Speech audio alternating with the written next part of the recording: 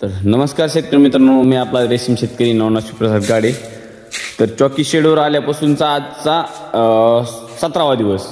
तर आपण पाहू शकताय आपले काल 14 पाले झाले। रात्री काडी काडीच पाला दिलता। क्वालिटी पाहू शकताय, क्वालिटी कसं काय। आणि आपण ह्यावेळेस फॉर्मलिन सोडता कोणत्याच पावडरचा वापर केला नाही। तर आपल्याला एक पॉइंट अर्धा टक्के ग्लासरी आलेली, कारण की ग्लासरी यायचं कारण आहे की वातावरणात बदल। मागलदी गरमी होती आणि आता अचानक गारवा आलाय। असं एक बॅच चालू बॅचमध्ये 2 वेळेस झाले। हॅचिंगच्या टायमाला पाऊस म्हणजे पाऊस चालू झाला। शेडवर चॉकी आल्यानंतर गरमी चालू झाली ती, पुन्हा एकदा मधीच पाऊस चालू म्हणजे पावसाचं वातावरण झालं। आणि असं झालं की आपल्या आळ्याला रोगराई येते। रोगराई येण्याचं कारण तेच असते, आळी आपली मोल्टमध्ये नाही जात। मोल्टमध्ये नाही जात आणि मोल्टमध्ये नाही गेल्यामुळं आपल्याला रोगराई येते। रोगराई येते म्हणजे कसं, मोल्ट जाणं म्हणजे तिचा दुसरा जन्म किंवा कातन सोडून पुढच्या वर्गात जाणं किंवा पुढच्या ह्याला स्टेपला जाण्यासाठी तिला मोल्ट पास करणंच आहे। आणि मोल्ट मध्ये नाही गेली तर ती उपाशी राहते। कातन नाही सोडल्यामुळं 100% तिला ग्लासरीच येते। तिच्या जे शरीरात जंतू सगळे असते। तर फ्लॅचेरीचे जंतू असते, तर ग्लासरीचे असते। तर मस्कार्डाइन वरून होतो। मस्कार्डाइन आपल्या बेडमुळं रोग होतो, म्हणजे मस्कार्डाइन म्हणजे खळू। आणि फ्लॅचेरी सगळे जंतू असते तिच्यात, फ्लॅचेरी ग्लासरी।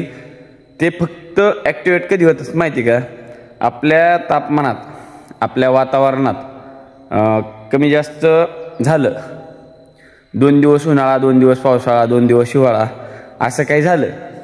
हिवाळा ॲडजस्ट होतंय, गारवा पडल्याने काहीच होत नाही आळ्याला आपल्या।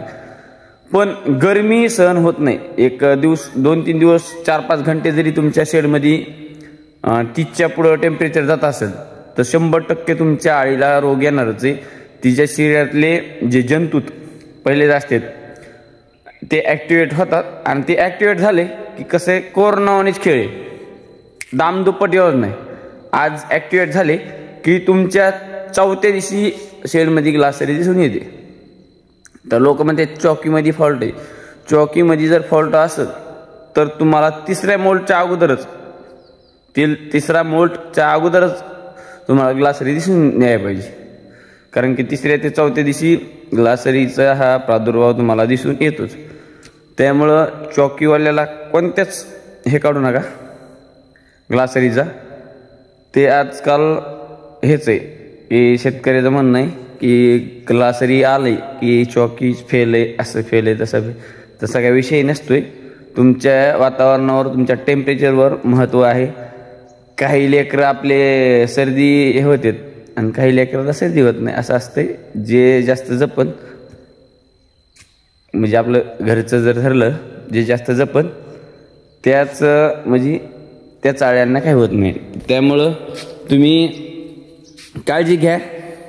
आणि आपल्याला आज 14वा काडी टाकलेली, आळ्या पिवळ्या दिसायला लागल्यात सगळे, आणि धागा पण सोडलाय। पण आता पाहू, एक पाया आल्यावर पाणी, एक काडी टाकू आणि चंद्रिका टाकून देऊ। बऱ्याच जागेवर धागे सोडले, तर हे काल कोश बनायला लागली ती आळी, हे सगळे धागेच सोडले। तर पाहू काय होतंय। पण आपल्या चॅनलला सबस्क्राईब करा, लाईक करा, शेअर करा। आणि आपली बॅच कंप्लीट होऊस तर 1000 सबस्क्राईब झालेच पाहिजे। याच पण आपण रेशीम शेतकऱ्यांनी काळजी घ्यायला पाहिजे। अशा नवनवीन व्हिडिओसाठी आणि सगळे माहितीचे व्हिडिओ येणार। आता काय झालं तर व्हिडिओ काढून ठेवलेले, पण टाईम नाही भेटल्यामुळं तुम्हाला कोणताच व्हिडिओ अपलोड केला नाही। त्यामुळं सगळे व्हिडिओ जे माहितीचे आधारित व्हिडिओ, ते सगळे व्हिडिओ आपल्या या चॅनलवर येणार। तरी मी आपलाच रेशीम शेतकरी नवनाथ शिवप्रसाद गाडे राहणार तळवट बोरगाव, तालुका गेवराई.